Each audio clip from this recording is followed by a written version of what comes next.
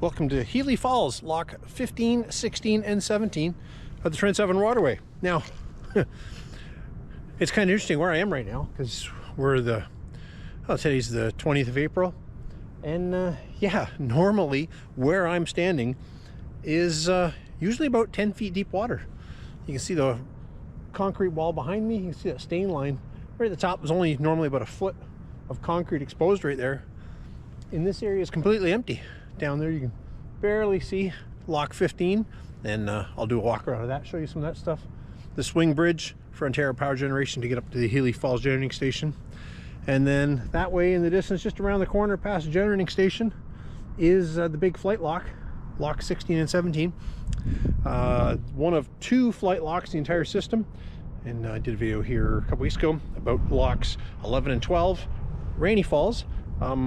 They're the other set of flight locks here on the Trent Severn system, which ironically is only, it's about 5 or 6 kilometers downstream that way.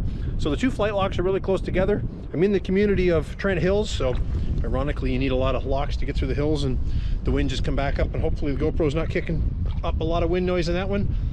But yeah, so they drain the water out of this in the wintertime, and the only thing I can come up with is locks notoriously leak. That's just their nature. And there's such a massive change here, and I'll show you when we get up to lock 16 and 17, that if for some reason that lock was to start leaking and downstream for some reason this one was to seal up, this entire area around here behind me would flood. Now normally you can kind of see the rocks in the shoreline, kind of where the water runs out to. That's not part of the navigable channel. You're going to want to stay when you come through here right in the area where I'm standing. But yeah, so like I said, if those were to leak, those seal up, this water would all run over the wall down there, over the two Parks Canada barges where they winter them, and into the community down there, cause massive amounts of erosion. So the only thing I came up with is they drain it down, and I'll show you, there's the bypass valve down there. I'll show you some video on that here in a second. So yeah, they drain it down to prevent, flooding, and it does look like there's another bypass valve upstream. We'll see if we can get a look at that one too. But yeah, really interesting. One of these things that you don't usually get to see very often, because normally this is all underwater. So I thought I'd take you for a little tour. So stick around. We're going to go up to 16 and 17, and then I'll show you the video we took a minute ago from 15. And if the wind stays calm, there is a spot up here where I can launch the drone, and I get up and we'll actually show you what Healey Falls looks like. Right here now at the top side of lock 15 Healey Falls, and if you listen closely,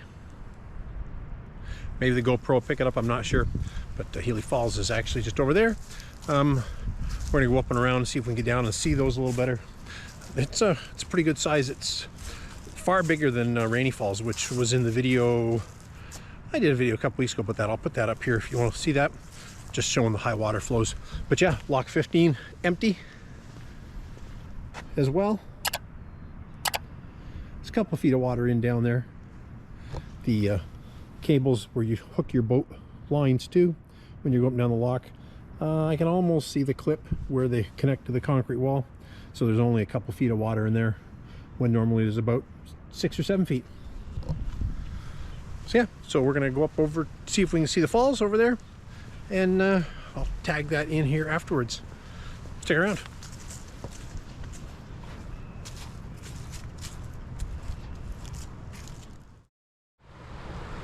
So that's the bypass channel right there that lets the water bypass the locks. You can see the stop logs up there, those big 8x8s they've got piled up there. And just next to those, there's a metal grate. They open that up, and that's a stop log. They drop in the summertime and lift out in the winter. There's not a whole lot of water flowing through there right now, because the water you're seeing come through, that's just stuff leaking down past the upper locks and running out to a small stream just on the other side of the road there.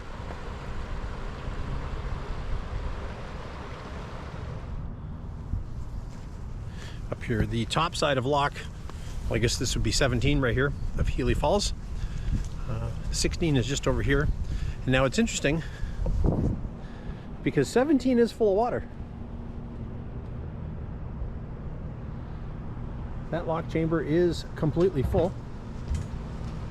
However, we walk just to the other side here. It's kind of interesting. All this is open in the wintertime to walk around with, or in the off season. See, there's no gates or no signage or anything up here.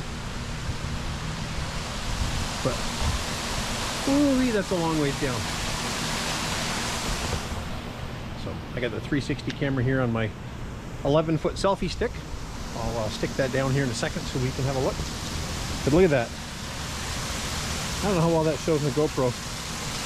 This lock has a lift of 65 feet, I believe is what it is, between these two locks. So I'm up here 2 or 3 feet above the water level. The water down there is normally 6 to 7 to 8 feet deep, and it's pretty much empty. There might only be 6 inches of water down there. So that hole is 70 feet down.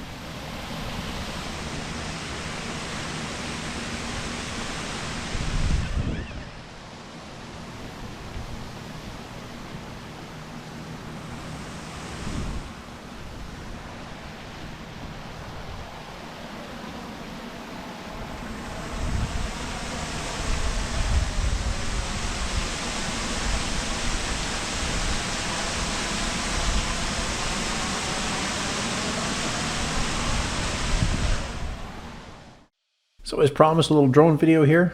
This section right here is where the river used to flow before they built the system back in the early 1900s.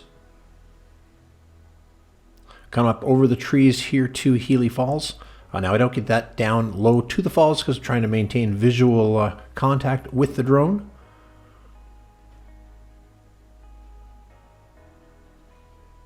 According to Google, this section of the falls drops nearly 65 feet.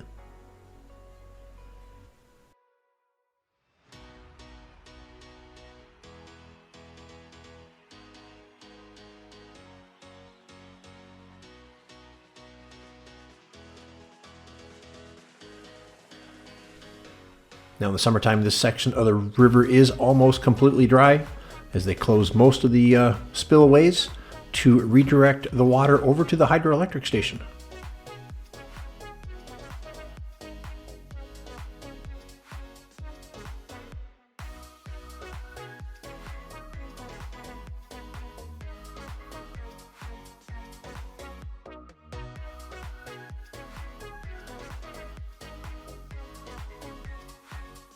Coming up over the dam here, you can see the arch dam they built back around the turn of the century in the 1900s to redirect the flow of the river towards the locks and the power station. And you can see that area of scraped rock where the river once flowed.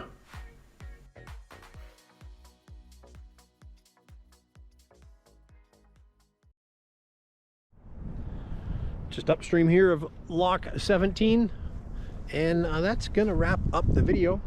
Looks like I got some good drone shots of Healey Falls over there. Those, of course, have already been in the video. Fingers crossed they turned out pretty good. A little breezy up there. Little Mavic Mini was hanging on good, no issues. But yeah, anyways, 2025 summer operating season of the Trent Severn Waterway is almost upon us. So this canal is going to get filled up here in the next few weeks. It would be really neat to see that happen, actually, as they dump the water into it and the water comes up, and see how fast they actually do it. And does it happen in, over a course of a couple of days? Are they able to dump the water into it and fill it in like an afternoon? But unfortunately, Parks Canada doesn't advertise anything like that. I kind of wish they did. They put it on Instagram, because they are putting videos on of canals up the system that they have started to fill already, up by Big Chute Marine Railway. A little video of that I did years ago. That's really neat. One of a kind in the world, that style of marine railway. Only one in North America. Very cool to see. Never been up ourselves. And the water's just screaming past us here, going into the generating station.